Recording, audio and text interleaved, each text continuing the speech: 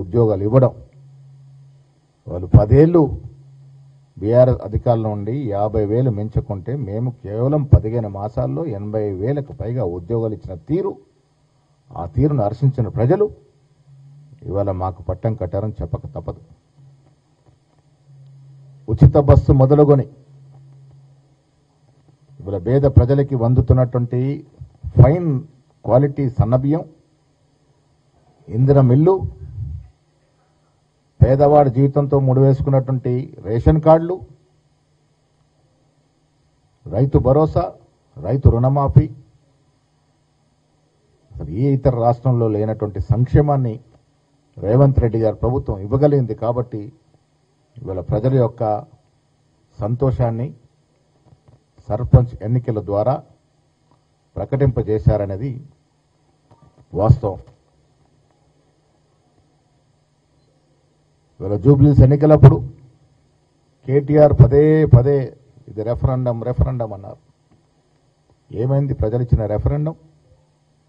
జూబ్లీస్ ఎన్నికల్లో మా అభ్యర్థి నవీన్ యాదవ్కి 25,000 మెజారిటీ ఇచ్చినారంటే ఈ రాష్ట్రంలో కాంగ్రెస్ పార్టీ సుపరిపాలన అందిస్తూ ఉంది, అభివృద్ధి ధీటుగా తీసుకెళ్తా ఉంది, అభివృద్ధి జరుగుతూ ఉంది.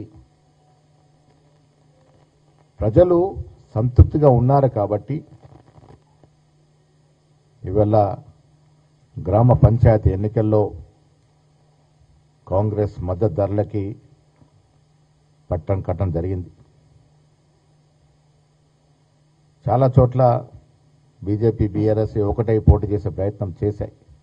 అయినప్పటికీ కూడా పెద్ద ఎత్తున ప్రజలు కాంగ్రెస్ పార్టీని ఆశీర్వదించారు. దీని ద్వారా ముఖ్యమంత్రి గారికి మాకు బాధ్యతను పెంచినారు. మరింత శ్రద్ధతో, మరింత బాధ్యతతో, మరింత బరువుతో వచ్చే కాలం ఇంకా ప్రజలు ఆకాంక్షల మేరకు, ఆశల మేరకు పరిపాలన అందించే దిశగా మా ప్రయత్నాలు ఉంటాయి. చాలా చోట్ల యునానిమస్ అయినాయి సర్పంచ్లు. ఆ యునానిమస్ అయిన చోట కూడా 90% పైగా కాంగ్రెస్ మద్దతుదారులే గెలుపొందడం జరిగింది. ప్రజలు, ప్రతిపక్షాలు రోజు బురదలు జల్లే కార్యక్రమం పెట్టుకొని ఎన్ని రకాలుగా బదనాం చేయాలని ప్రయత్నం చేసినా వాస్తవాలు ప్రజలు తెలుసుకుంటా ఉన్నారు. ఇవాళ సర్పంచ్ ఎన్నికల్లో ఇంత పెద్ద ఎత్తున మేము గెలిచినామంటే రేవంత్ రెడ్డి గారి నేతృత్వంలో అందరూ సంక్షేమ అభివృద్ధే కాకుండా సోషల్ జస్టిస్ పరంగా కూడా సామాజిక కోణంలో మేము ఇస్తున్నటువంటి ప్రాతినిధ్యం,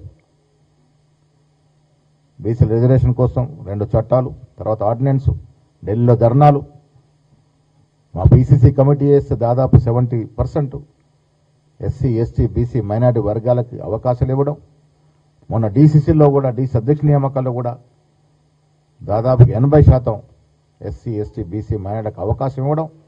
దీని ద్వారా కూడా ఈ రాష్ట్రంలో ఉన్నటువంటి ఎస్సీ, ఎస్టీ, బీసీ, మైనార్టీ ప్రజలు కాంగ్రెస్ పట్ల సానుకూలంగా ఓటేసినారు. ఆ రిజల్టే ఇవాళ ఎంత పెద్ద ఎత్తున నాకు సర్పంచ్ ఎన్నికల్లో అవకాశాలు ఇచ్చింది. దీన్ని కష్టపడిన ప్రతి కాంగ్రెస్ కార్యకర్త, రేవంత్ రెడ్డి గారి నేతృత్వంలో పనిచేసిన కేబినెట్ మంత్రులకి, ఎంపీలకి, ఎమ్మెల్సీలకి, ఎమ్మెల్యే అందరికీ కూడా మనస్ఫూర్తి అభినందన తెలియజేస్తా ఉన్నాం. రాష్ట్రం వికాసం పైపోతా ఉంది. నిన్నగాక మొన్న జరిగిన గ్లోబల్ సమ్మిట్ చూశారు. దేశ విదేశాల నుంచి ఊహించని విధంగా దాదాపు 5,70,000 పై కోట్లు చిల్లర పెట్టుబడులు వచ్చే అవకాశం ఈ రాష్ట్రానికి ఉందంటే ఈ రాష్ట్ర ప్రభుత్వం మీద, రాష్ట్రం నడిపిస్తున్నట్టు నాయకత్వం మీద వివిధ రాష్ట్రాల కంపెనీలకి, వివిధ దేశాల నుంచి వచ్చిన పెద్ద కంపెనీలకు కూడా నమ్మకం కలిగింది. ఈ 2 సంవత్సరాలుగా జరిగిన పాలనలో ప్రజలకు ఒక నమ్మకం ఏర్పడింది. ఈ రాష్ట్రంలో పెట్టుబడులు పెడితే ఆశాజనకంగా ఉంటాయి, లాభాలు వస్తాయి, ఆ దశకు అక్కడ ప్రభుత్వం అవకాశాలు ఇస్తూ ఉంది. శాంతి భద్రతలు బేసిక్గా ఉన్నాయి, వాతావరణం అనుకూలంగా ఉంటుంది. కాబట్టి పెద్ద ఎత్తున గ్లోబల్ సమ్మిట్ సక్సెస్ అవ్వడమే కాకుండా పెద్ద ఎత్తున పెట్టుబడులు వచ్చినాయి. ఇవాళ బీఆర్ఎస్ నాయకులు, బీజేపీ నాయకులు రకరకాలుగా మాట్లాడుతూ ఉన్నారు. బీఆర్ఎస్ నాయకులు 10 ఏళ్ళలో తెచ్చినటువంటి పెట్టుబడులు ఎంత, తెచ్చిన కంపెనీలు ఎన్ని, మరి ఆనాడు బీజేపీ నాయకులు ఎందుకు మాట్లాడలే? ఇవాళ ఇంత పెద్ద ఎత్తున గ్లోబల్ సమ్మిట్ సక్సెస్ అయ్యి దేశ విదేశాల మీడియా ప్రశంసిస్తూ ఉంటే వీళ్ళు మాట్లాడిన తీరు దానికి విరుద్ధంగా ఉంది.